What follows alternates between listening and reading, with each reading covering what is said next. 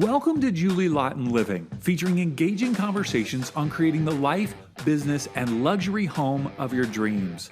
With over 30 years of experience in the design-build industry, Julie has completed over 1,000 remodels and custom homes in Southern California and provides architecture, design, engineering, and general contracting as a unique one-stop shop for her clients. Let's join the conversation now. Well, Julie, it's great to be with you again today. Thank you, David. We are talking about unlocking your purpose and unleashing your full potential today. So I want to begin by asking you, how would you define purpose and what role do you believe it plays in our everyday lives? Well, you have to have a purpose to get out of bed. So if you don't have a purpose, you don't know where to go or what direction to go. And your purpose, you might not actually know it right now, but every decision you make every minute of every day defines your purpose and makes it stronger and maybe makes you, helps you find it. And if you already know your purpose, then it's pretty easy, but you're still defining it every day. So it's what you do, why you get out of bed. So purpose is what drives you to get out of bed in the morning. Some people, maybe I would say, get out of bed because of responsibilities. Like, I've committed to this and I have to do it. Other people might get out of bed because I need to make money. Other people might get out of bed because they've got kids that are nagging at them. Exactly. Other people might get out of bed because they truly enjoy whatever it is that they do. So would you say that purpose can be any of those things in life, or would you define it a little bit more like tightly? No, it's purpose is the meaningful. If you look it up in the dictionary, it's a meaningful justification of what you're doing every day to accomplish your goal for that day. And for some people, it might be just to accomplish surviving that day. Other people, it's accomplished being a mom that day. Other people, it's accomplished getting the rent paid. I mean, it could be any level of society, any situation, but it's your purpose when times are tough, your purpose is determined minute by minute. But it's your purpose for the day, for the year, for the 5-year, it depends on where you're at. Mm-hmm. So it's a little different for everybody depending on their season of life, is what I hear you say. Oh, yeah, because your purpose could be still being developed. I mean, I didn't know that I was going to be a contractor when I got out of college. I mean, it's kind of the last thing I thought about. And then I realized that's actually my reason for being put on this earth, I think, some days. So how did that unfold for you? You said you didn't know when you were in college, but it slowly came to you, or was it a quick aha moment? Like, how did that unfold? It slowly came to me, but it took a while for me to actually realize, you need to take the test, get your license, and do this for real. Because when I was in college, it was all about being an architect.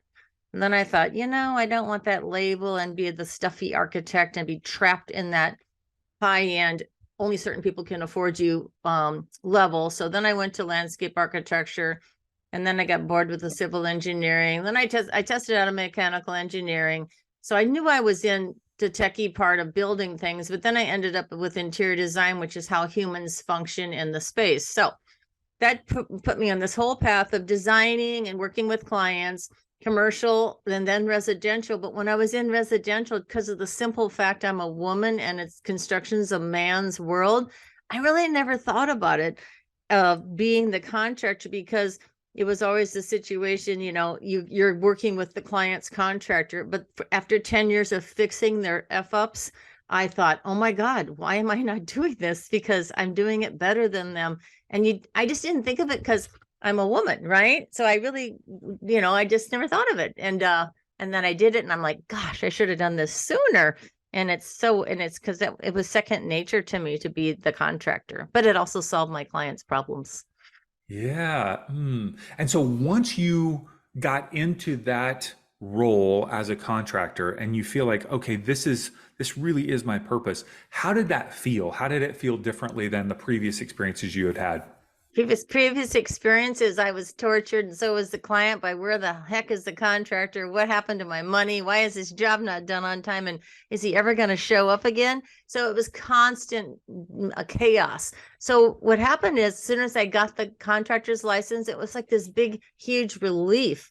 And then my clients were happy. I was happy. It was like I solved a mystery. I solved a problem without even knowing it. And again, everyone's like, Julie, you should have, I could have done this 10 years earlier. But anyway, it got done. And it was the simplest step to take. But even I, the girl with no fear, hesitated and didn't actually do it, until I tried it out for a while. But I did it, and it felt amazing. Like it was like, oh my God, here I am. This is me. Now, it sounds like you kind of tried it on for a while before you actually took the step, took the test, and became a general contractor. How did the process of kind of trying it on let you overcome some of those fears and kind of get your feet wet a little bit? Like, how did the trying it on help you? It helped me because I learned how to do it. And you have to stand at the city and go through the permit process, because I'm still the architect and the designer. So I was at the city doing the plans anyway. But then when you go to pull the permit, that's a whole nother process. So I got to learn all that, and I got to learn it really good. And so then I got to see the benefits of me doing it immediately, because it was quicker, swifter, and then of course more honest, more upfront, and more transparent. But I got to see all that and experience, and so it was easy. But and then to actually to take the test and take the leap, it was a big deal. So it took me a minute. So a lot of people struggle with discovering or uncovering their purpose. What would you say are some steps that people could take to try to figure out what their calling is in life? Well, if you kind of just write down what you're good at and then write down what you're not good at, but then I went to the point of analyzing my personality on the Myers-Briggs test and kind of finding out who I am. And then it made sense about how I dealt with things or how I was dealing with things. And then I really just let myself be honest with myself that I'm better at this than I am at that. And I should really just stick with design and contracting and, and get rid of it, because I don't like doing the paperwork part, even though I'm good at it, but it wore me down. But there's things that I learned to find out where I shine. And you can feel it. And if you just listen to that little voice in your head, it tells you, honestly, so you have to take time. And that's where meditation comes in, or just taking a minute to take a pause. That was going to be one of my next questions was what are some of the roadblocks or challenges that people face when they're trying to really unleash that full potential, and how can they overcome them? I heard you say take a pause, meditate. What are some other maybe common roadblocks, and how do you see people can overcome those in finding their purpose? Well, first of all, never listen to what anyone says. Like, you shouldn't do this, you can't do that. If someone's telling you something, just cut out the noise and then stop the negative thinking. If you are negative thinking of I can't, I won't, this will never happen, you got to change the voice in your head and stop listening to the noise outside. Because once you actually identify what you want to do and what you're good at, it'll also kind of happen naturally with your boss and your employer, because then you'll start to excel at what you're good at and stop doing what you're not good at. Just like if you're in a job where you're just banging your head against the wall every day, you should probably rethink, maybe I should have done this. And just, it's no big deal to change your career. I mean, it's big, but it's, people do it all the time, night and day differences. Yeah, it's no big deal, but it's important to do. So you say it's no big deal to make a change in your career. And yet if someone's listening and they've been doing that career for, let's say, 10 years, and now they're thinking, I feel stuck. I think this other thing might be my area. What encouragement would you give them? What steps would you encourage them to take to kind of make that move? Well, you get your feet wet and maybe try a different job, or maybe a part-time job, or just go talk to people that are doing it, because you probably already know that you're better at something else, and maybe investigate what's the path to get me to there. What would it take? Do I have to move? Do I have to get more training? Do I have to go back to school? Do I have to just, improve, show my skill, or, what do you have to do to get there? So if you kind of outline, every time I have a growth spurt, it's because I outlined exactly what I need to do, and I write it down. And then all of a sudden, boom, I take a jump. Boom, I take a leap. but you got to identify what you need to do, and writing it down. That's my simple answer. Hmm. I know even just in the last perhaps year or two, you've had some breakthroughs in thinking about growth in your own business Mhm. and leaning. I would even interpret that as really leaning into your purpose even more. What are Mhm. some of the things that you have done to help you unlock those kind of next level potential for you and your business? What are the things that you've done? Well, it's something I said earlier about identifying what I'm good at and not good at, and really owning it, and delegating what I'm not good at. And don't even think about trying to micromanage or do things you're not good at, and really get some of the stuff away from me, because I am a designer and I'm a really good contractor, and I like to work and figure things out and be in the dirt. But I'm not, I don't enjoy endless hours of accounting and paperwork. So I've learned to delegate things and delegate duties, and I brought on more staff. So it makes me able to focus more and not have to be in there micromanaging. Because when you're the boss, you have to do everything, and then you get caught up doing everything because you worry, oh my God, are they going to do it right, or going to do it like me? So I just stopped doing that, because you hire good people, you train them, and then they do, their job, and then you do your job. So it makes it Mm. easier. Hmm. Do you think that someone's purpose can change or does change over the different seasons of life, right? From 20s to 30s, 40s, 50s, 60s, 70s. Like, do you believe that it changes or morphs in some way? Why or why not? I think it morphs because sometimes you don't understand what your purpose is because you haven't been able to experience, or maybe it hasn't been put in your path.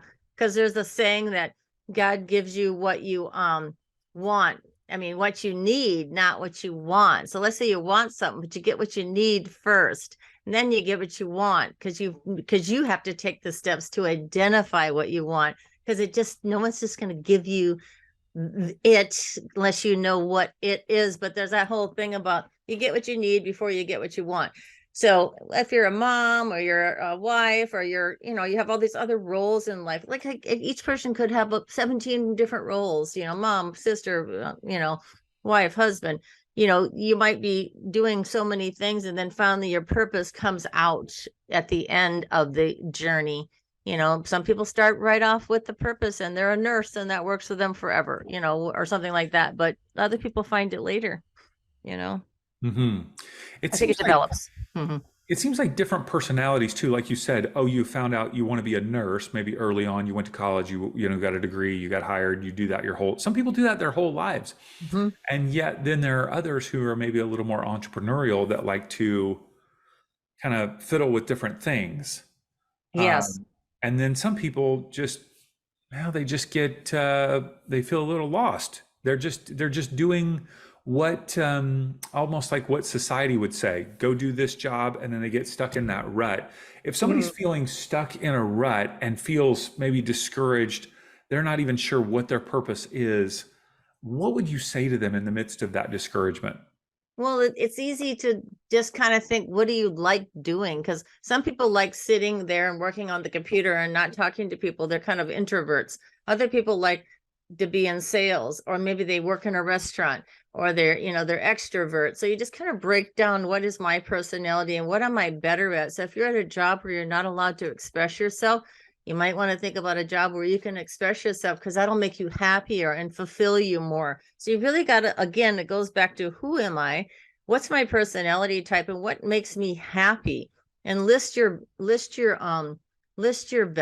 What are your values? What do you like doing? What makes your light go on? What angers you? Don't do that. Do what you like doing. And then that should help you decide, if you're actually maybe not being the best you every day, because what you're doing is bumming you out. Hmm. You mentioned the Myers-Briggs, which is a personality profile that can be helpful in terms of understanding more about your personality. Are there any other tools or resources, whether it's books or movies or videos or anything that's been helpful for you in either understanding or feeling inspired regarding your purpose? Well, I always go back to, like, I've tried like life coaches where there's a person that can give you tools to identify, which they point you towards the Myers-Briggs, and they point you towards how do you establish your values. Like one of the easiest ways to establish your core values is, what did you like doing when you were a kid, 5 years old, and why did you like doing it, and list the reasons why. And all of a sudden those are your values, because it was fun, because it was inventive, because it was creative, whatever you were doing. There's something about what you enjoyed to do as a kid is your true sense of you, because there's a whole thing. So I always look to like little life coaching techniques. Yeah. Awesome. All right. So, Julie, I'm thankful that you found your purpose because you're helping clients. It's so good, right? And it feels good for you, and it's totally helpful for the clients themselves. Well, that's just it, because I take charge of the chicken charge. I'm known as as the chicken charge, because if you take a team of architects, designers, contractors, no one takes charge. They all go back and forth and kind of blame each other and wait for each other. That's why the job takes so long. So in the case of remodels, I take charge like I'm the homeowner, and I do best for the homeowner. And I really found that is my purpose, because I feel bad for homeowners that get kind of sidetracked by people that don't help them. They actually hurt them financially, and then they spend their money, or they don't do what they say they're going to do. And it bugs me. So I enjoy that role of taking charge and, almost empowering the client, but they don't do the work. I do the work. So I kind of empower them in a secondary way and get the job done. So yeah, it's fun. And I just naturally do it because I want to help them. I love that. Hey, as you're listening today and you want to get more tips and stories from behind the scenes in Julie's life and work, be sure to listen to our previous episodes at Julie Laughton Living. You can go to julielaughtonliving.com. And of course, follow Julie on social media, TikTok, Instagram, Facebook, Twitter, LinkedIn, all those great places. Wherever it is, it's your favorite platform, Julie's there. Follow her, and we post behind the scenes videos throughout the week showing updates on projects that are in progress and also completed. So great to be with you, Julie. Thanks, David, and enjoy the rest of your day, everyone.